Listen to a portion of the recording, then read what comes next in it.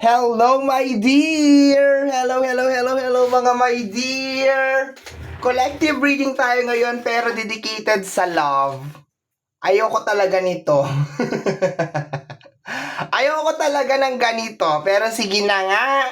Sige, dedicated sa love. Ibig sabihin, if you are single, hindi ka makaka-relate dito, my dear, because this is for couple. Okay? Sa mga in a relationship, it really doesn't matter kung kayo ay kasal, kayo ay live-in or something, or kayo ay hiwalay na, pwede ka dito sa reading na to. But if you are single, I am really sorry, my dear. Hindi ka pwede sa reading na ito. Okay, so, dahil ito ay relationship reading or love reading, we need to make dalawang set ng reading. Okay, so ang left and right. Okay, dito, my dear, will be your energy and ito yung energy ng iyong person. Okay? So, ready na ba, mga my dear? Once again, that this is a collective reading, general reading para sa lahat, mga my dear. So, hindi kayo dito 100% na makaka-resonate, mga my dear. Okay? So, yung mga, ano bang mga pinagsasabi ko sa buhay ko? Okay, anyway, let us just continue sa ating reading. Okay? So, let's go, my dear. Kaninong energy ang masasagap natin today? Hindi talaga ako normally nagla-love reading, kaso medyo tumatambak na ang message ng inbox sa love reading. Okay, this is you. I worry about us a lot. So, nag-aalala ka daw, my dear, sa connection ninyong dalawa. Okay, I will get another one. I worry about our connection a lot. So, yung connection nyo siguro baka malabo, baka may something na nangyayari sa inyong lahat. Pero my dear, ikaw na nanonood ngayon, nag-aalala ka talaga sa connection ninyong dalawa. Wait, you are waiting for something. Naghihintay ka, siguro baka naghihintay ka ng action, or baka naghihintay ka ng progress. Basta you are waiting, my dear. Okay, you are waiting. Naghihintay ka. And kung makikita mo, dalawang 7 to. So that is angel number 77. Okay, hindi ko na ipapaliwanag, my dear. Sorry. Nagalaw ko yung camera. Ayan. So, hindi ko na ipapaliwanag ko anong meaning ng 77, pero you can actually search it sa internet. Okay? So, punta na tayo, my dear, sa kanya. Let me see ano nangyayari sa yung partner. Sometimes I wonder if you care. So, may issue nga talaga sa inyo, my dear. Okay? Siya naman ay care. Okay? Pero pakiramdam ko, itong paghahanap niya ng care sa iyo, my dear, it's more on parang pabebe na effect. Okay? Tingnan natin, ha. Next, another card tayo, my dear. Another card. I think we should slow down. Okay. So, my dear, ikaw, nagwo-worry ka talaga, my dear, sa connection ninyong dalawa. Okay? Siya, parang meron siyang hinahanap, my dear. And siya yung naghahanap, my dear, ng time out. Okay? Kung makikita mo, this is number 7 also, and ikaw yung 77. So, it's confirmed, my dear. Nagba-base lang ako sa aking intuition na itong person mo ay posibleng tumatabang, or ang nagiging reason niya, my dear, kung bakit siya tumatabang is parang sinasabi nga na, wala ka ng care sa akin, hindi mo na ako mahal. Pero ang nakukuha ko dito, my dear, is posible, my dear, na baka meron siyang hinahanap na nakikita niya sa iba. Okay? Yun ang nakukuha ko, my dear. Kasi hindi ka naman, my dear, magwo-worry ng ganito eh. Hindi ka naman mag-aalala ng ganito sa connection ninyong dalawa kung walang something. So, merong something, okay? So, kukuha ako ulit, my dear, additional 2 cards para sa'yo. Additional 2 cards para sa'yo, my dear. Okay? Nag-aalala ka talaga. Okay? Sa connection ninyong dalawa. Punta muna tayo ulit sa'yo, my dear. Okay? Ang dami. Babalik ko lang. Ang dami mong gustong sabihin. Nagliliparan yung mga cards.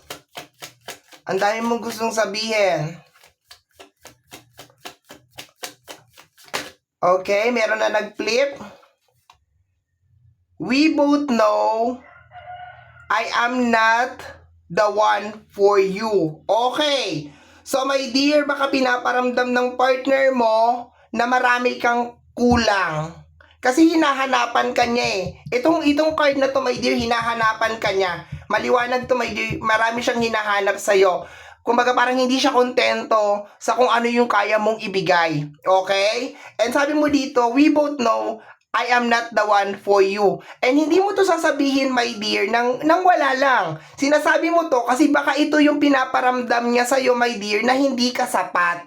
Okay? Ito yung pinaparamdam niya sa'yo, my dear, na hindi sapat, yung mga effort mo, yung kung ano man yung ginagawa mo, my dear, parang hindi sapat. Okay? So, let's go tayo. Another card pa tayo for you, my dear. Okay, meron na nag-flip.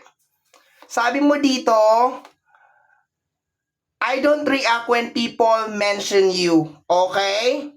So, posibleng marami kang naririnig. Okay? So, marami kang naririnig mga chismis tungkol sa kanya. Okay? So, ito, my dear, itong side na to, okay? Ang nangyayari dito, my dear, is una, nag-aalala ka sa connection ninyong dalawa. Nagkakaroon ka na rin minsan, my dear, ng pagdududa na siya ba talaga yung para sa akin? Kami ba talaga ang kami ba talaga ang nakatadhana sa bawat isa?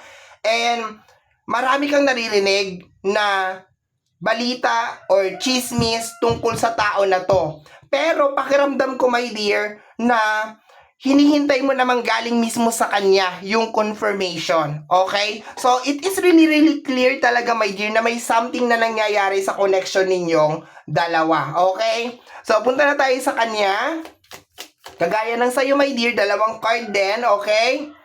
I wish I could share my good news with you. So, naglilihim siya sa'yo, my dear. It's confirmed. Naglilihim siya sa'yo, my dear. Naglilihim siya sa'yo. May tinatago siya sa'yo, okay? So, hindi naman to literal as in like good news na parang promotion or pera. Pero yung aura kasi ng card na to, my dear, that I wish I could share my good news with you. Ito, my dear, yung parang mga bagay na nagpapasaya sa kanya na parang ayaw niya i-share sa'yo. In short, naglilihim talaga siya, my dear. Naglilihim siya. Okay? Another card tayo, my dear. And then, i-close na natin yung portion ng oracle card. Okay, mag-additional message na lang tayo mga my dear. I hope that you can forgive me one day.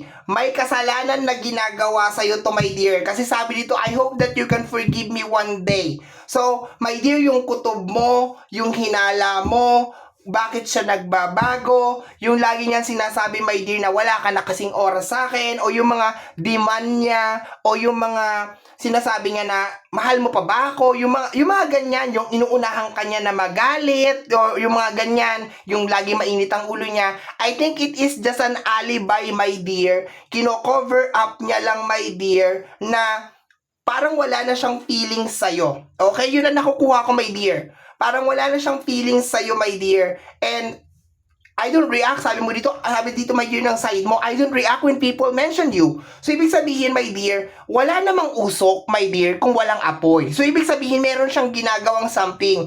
And dito, my dear, sabi nga dito, my dear, sa first card, sabi niya, I think we should slow down. Nangingi siya sa'yo, my dear, ng time out. Hindi naman to as in literal, my dear, na sinasabi nga sa'yo na, I think we should slow down or tama na muna, mag-break muna tayo or something. Pero nakukuha ko dito, my dear, na parang umiiwas siya sa'yo. Parang nararamdaman mo, my dear, na mag-asawa ba tayo? Magkarelasyon pa ba tayo? Or something like that. And meron siya mga ginagawa, my dear, na nililihim niya sa'yo. Ayoko naman sabihin, my dear, na this is totally bad. Pero dito kasi sa first card niya, my dear, I sometimes wonder if you care. Itong energy ng care na to, naramdaman ko, my dear, na parang may nagpapakita sa kanya ng care. Parang meron tao na naglalambing sa kanya or something na lalo pang nagdudulot, my dear, ng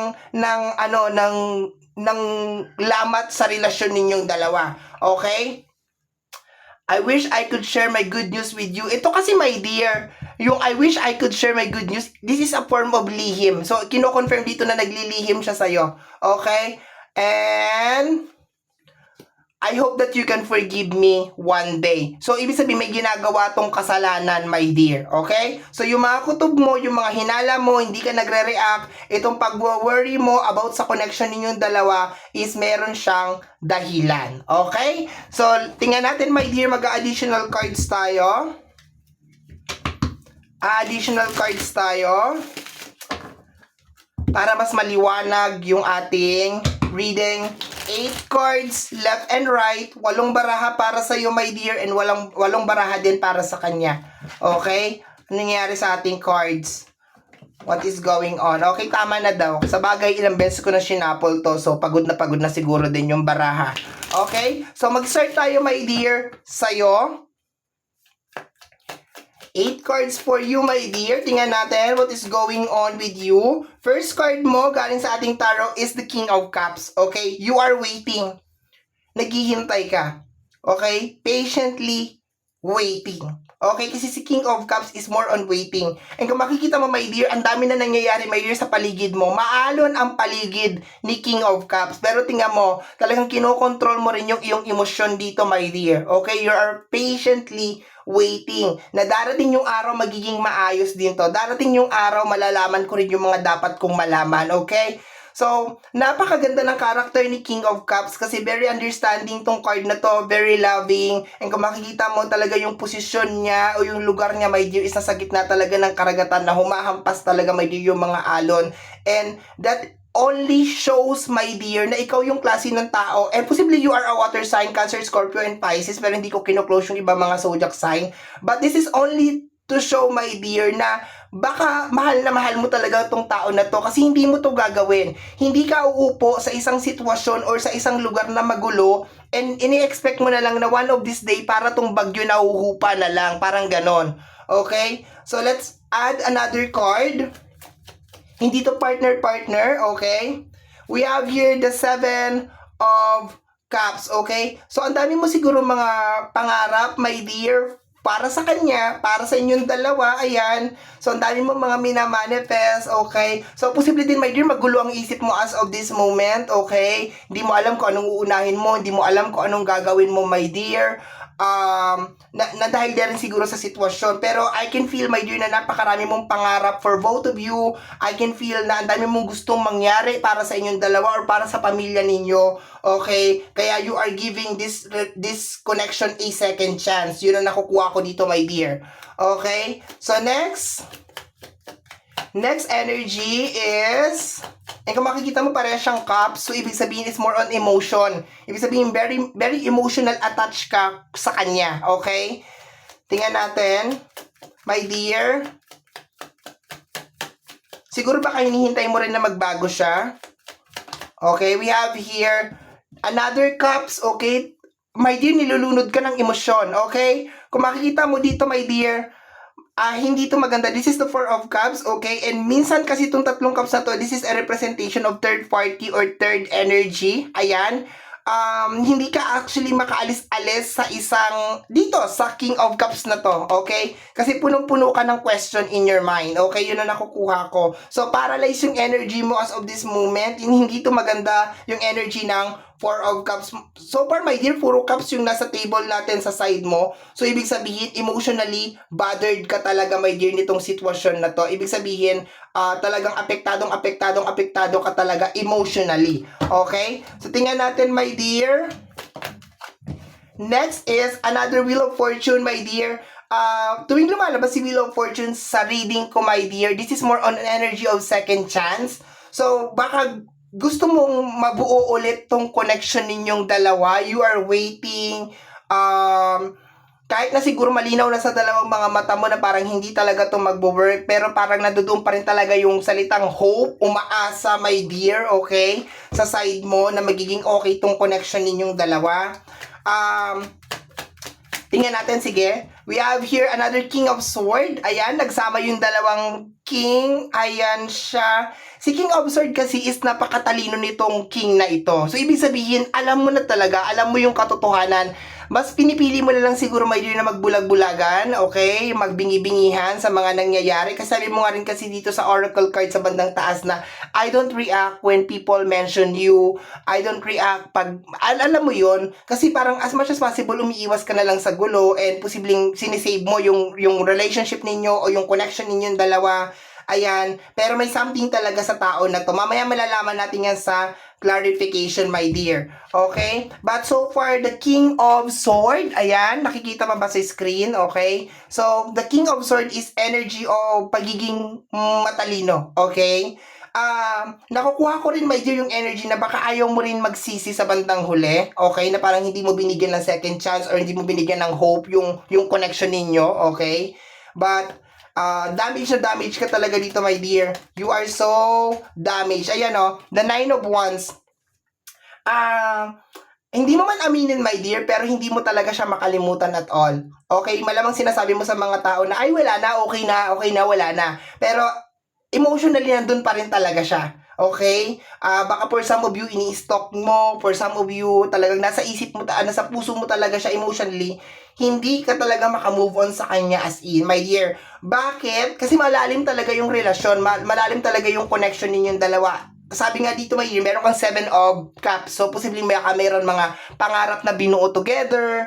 Baka meron mga pangako na binitawan. Okay? Yung mga ganon. Okay? Ibig sabihin, you build your dreams together. Kaso, ang nangyari sa kalagitnaan ng journey, parang lumilihis na ng landas or parang nag-iiba na yung kwento. Okay? Yun ang nakukuha ko, my dear. Pero sa energy ng 9 of Wands, medyo parang nahihirapan ka talaga dito, my dear. Nahihirapan ka mag-move on. Nahihirapan ka nagkaroon ng acceptance. Nandun ka pa rin talaga sa moment, my dear, na you are hoping, maski sabihin mo, i-deny mo sa mga tao ito or hindi mo talaga siya aminin o hindi mo sabihin talaga verbally, nararamdaman ko dito na you are hoping talaga na someday, magiging okay din tong connection ninyong dalawa na parang lalapit siya sa'yo and then aaminin niya lahat or magpapakumbaba siya or parang mag-e-effort siya and then i-build niya tong connection ninyong dalawa ulit. Aayusin niya tong kung ano man itong nangyayari. Or else baka magiging kontento na lang siya sa'yo, magiging masaya na lang siya sa'yo, my dear. Kasi anyway, magkarelasyon naman kayong dalawa.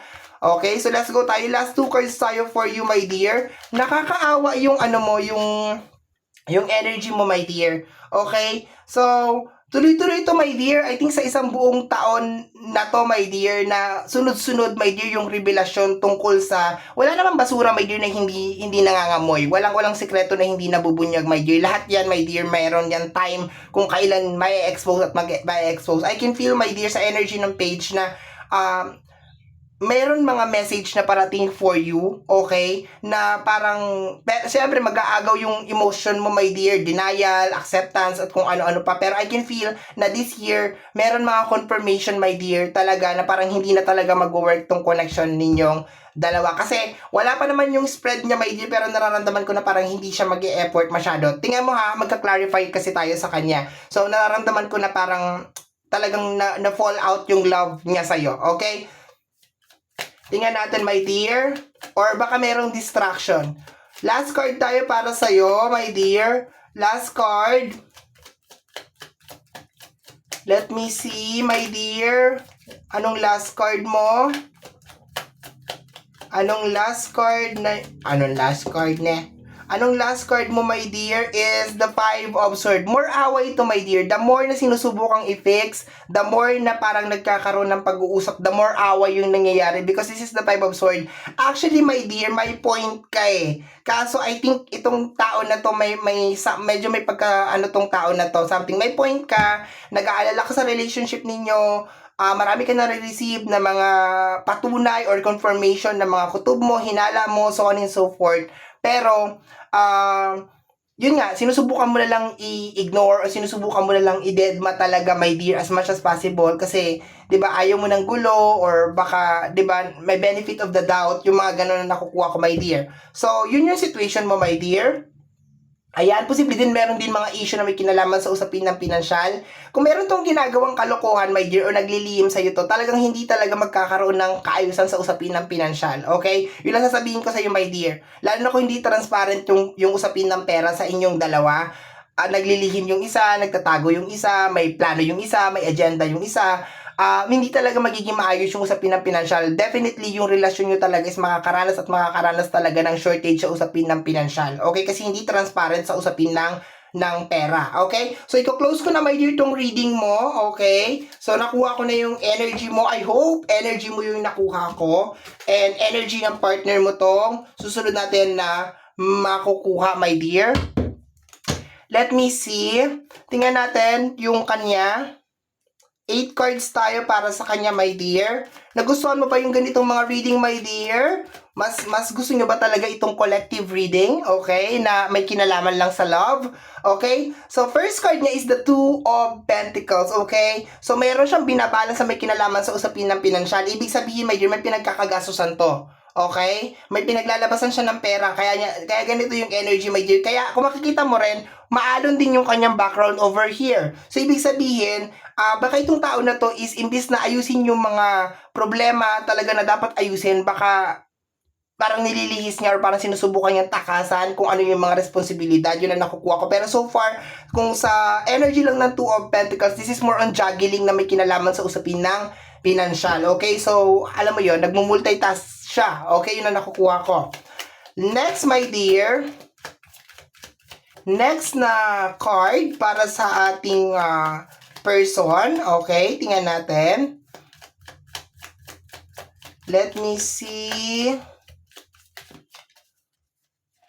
Teka, wala sa ayos yung mga baraha. Ayan. Okay. The Seven of Pentacles. Okay, puro pera tong nasa kanya, my dear. Sa energy ng Seven of Pentacles, nararamdaman ko yung ambition. Mataas ang pangarap nitong tao na to. Siguro maski hindi niya kaya, ginagrab niya. Maski wala naman siyang pambili or hindi naman niya kaya, ginagrab niya ng ginagrab, my dear. And isa to sa factor na nakakasira din, my dear, sa relationship. Kasi, pag hindi kaya, dapat hindi talaga. Pero pakiramdam ko parang ginagrab niya ng ginagrab maski hindi niya kaya, kahit hindi niya kayang hulugan, kaya nagkakaroon ng tension, yun na nakukuha ko. Or gumagawa siya, my dear, ng mga pagkakagastusan na wala naman talaga sa plano, yun na nakukuha ko dito, my dear. Okay, matayog yung pangarap nitong tao na to, mataas yung pangarap nitong tao na to. And, meron tayong dalawa ditong Pentacles, which is energy to ng Earth sign, Taurus, Virgo, and Capricorn, pero hindi ko kino-close yung ibang zodiac sign. Okay, so let me see, my dear, sa kanya. We have here the energy of Emperor. Okay? Baka may magandang trabaho din itong taong to. Kasi sa energy ng Emperor, this is energy ng power. Okay? So, baka meron itong magandang trabaho. Baka kumikita naman din na maayos. Talagang wala lang talagang control talaga sa paghawak ng pera, my dear. Yun na nakukuha ko. Okay? So, let me see. Uy! Okay, kukunin natin to. We have here the energy of the High Priestess, energy ng katotohanan. Okay, so revelation. My dear, full card. May full card siya. So, gusto nitong makipaghiwalay. Okay? Or gusto nitong makipaghiwalay or nakipaghiwalay na to sa'yo, my dear. Okay? So, dinaan lang talaga sa problema na may kinalaman sa pera, away-away, wala sa kontrol ng mga gastos-gastos, pero talagang nakaplano na talagang hiwalayan ka nitong tao na to. Okay? So, nagbabalak na to na hiwalayan ka or hinawalayan ka na talaga ng tao na to. At ang problema kasi dito talaga sa kanya, my dear, na nakukuha ko is hindi siya marunong mag-control, my dear, ng pinansyal. Okay, may pera siya, pero hindi niya kayang kontrolin talaga yung usapin ng pinansyal. Pero so far, wala pa naman ako nakukuha na babae. Mamaya, kung meron kang question na may kinalaman sa usapin ng babae, kukuha ako ng 3 cards mamaya doon sa ating black card. Pag meron lumabas doon na babae, my dear, meron siyang kinalolokohan na babae, okay? Pero so far, kasi ang lumalabas dito sa reading niya, my dear, is parang, ano lang siya, go lang siya ng go sa mga bagay na gusto niya. Parang, buhay binata, parang ganun, or buhay dalaga, yun ang nakukuha ko dito, my dear. Talagang gastos lang siya ng gastos, and meron temperance dito, so hindi niya mabalance talaga yung mga bagay na gusto niya. Meron siyang 6 of Wands, okay? So, okay naman tong tao na to, magiging successful naman siya, pero parang nakakatakot siya maging successful kasi the more pera na nagkakaroon siya, the more na nagkakaroon siya ng access sa pera, the more na parang lumalaki ang ulo niya. Okay, yun na nakukuha ko. Let me see, my dear. May success naman siya. Actually, success siya. Meron siyang emperor over here. We have here the two of wands. Ayan. So, I think, ano tong tao na to? Denial yung tao na to. Denial siya. Maski na siguro na sa harapan niya, nakikita niya na talaga kung ano yung katotohanan, talagang dinideny niya na dinideny. Kaya ang nangyayari pagdating sa'yo, nagsisinungaling siya na nagsisinungaling. Kasi maski siya, my dear, ayaw niya tanggapin yung katotohanan. Pero itong tao na to, mahilig siya mag-start.